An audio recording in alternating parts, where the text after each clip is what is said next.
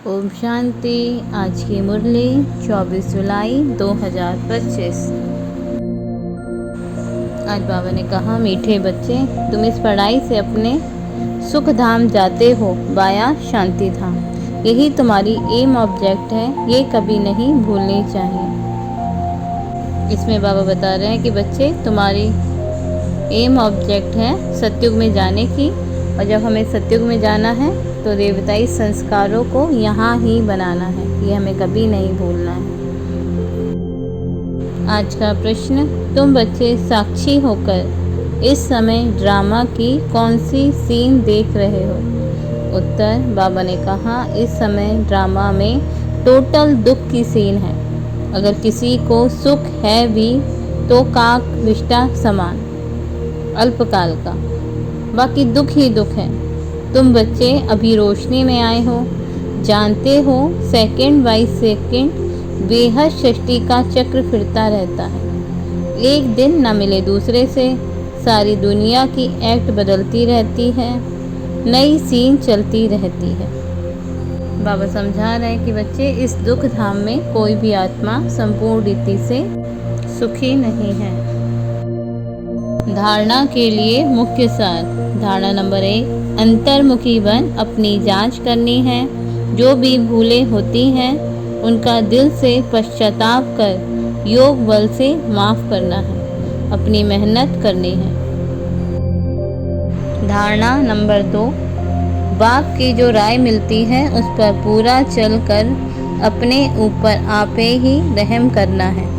साक्षी हो अपने व दूसरों के पुरुषार्थ को देखना है, कभी भी अपने आप को घाटा नहीं डालना।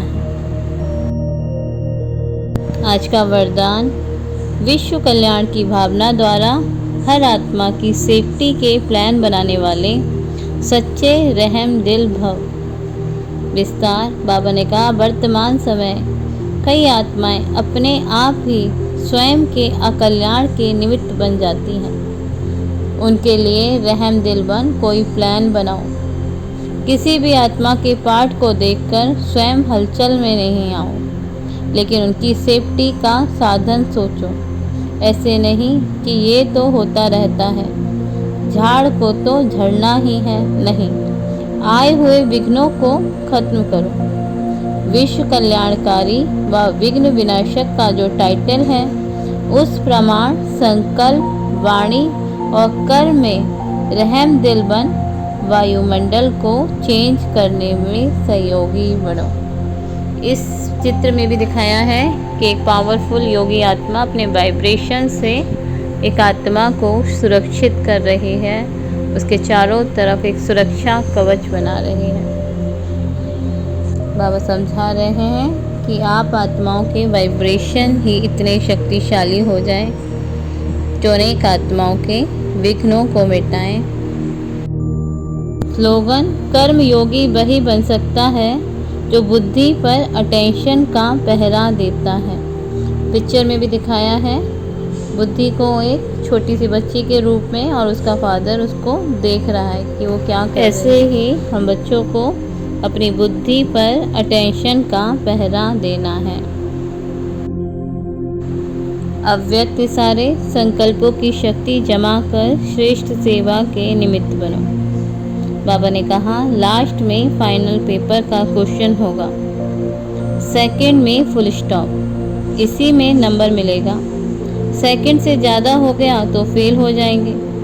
एक बाप और मैं, तीसरी कोई बात ना आए।